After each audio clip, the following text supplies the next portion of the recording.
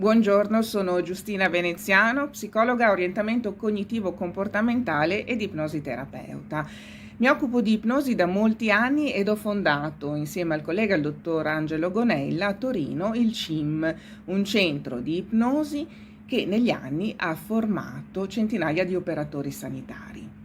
L'ipnosi è essenzialmente uno strumento medico, psicoterapico, clinico e viene utilizzato appunto per affrontare una serie di problematiche quali l'ansia, lo stress, le dipendenze. Pensiamo alla persona che voglia smettere di fumare e che con l'aiuto dell'ipnosi può riuscire a farlo in una sola seduta, oppure nell'affrontare le fobie. E quindi in ambito medico ci sono moltissime possibilità di utilizzo di tale strumento anche per quanto riguarda il contenimento del dolore. Ma l'ipnosi è altrettanto efficace e molto molto valida anche quando utilizzata per accrescere le proprie capacità, quindi in ambito di empowerment. In tal senso io la utilizzo da molti anni con sportivi, con musicisti, con artisti, con ad esempio gli studenti. Immaginiamo uno studente che voglia migliorare la propria capacità di focalizzazione, di concentrazione o migliorare la memoria. Bene, con l'ipnosi, attraverso chiaramente un allenamento, si possono raggiungere risultati che sono veramente eccezionali.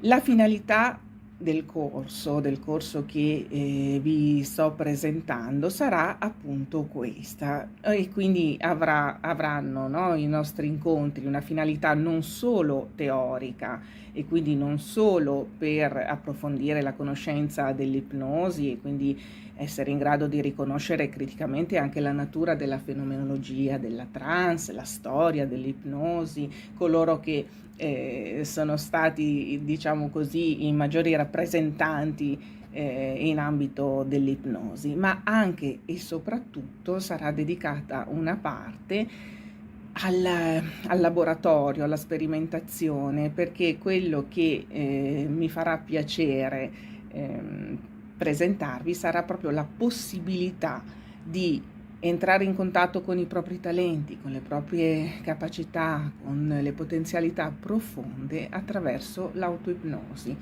Quindi durante i seminari saranno presentate delle tecniche specifiche proprio per migliorare e accrescere le proprie abilità. Sarà anche dedicata una parte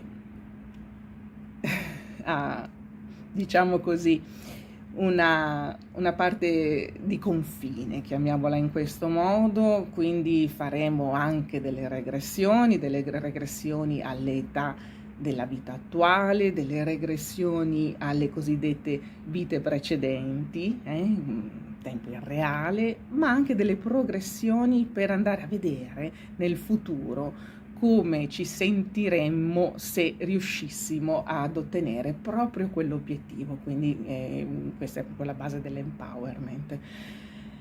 In conclusione, vi aspetto per intraprendere insieme questo percorso così particolare, così interessante, un percorso in cui andare a attingere al proprio profondo, un percorso in cui scoprire le potenzialità della nostra mente e accedere alla nostra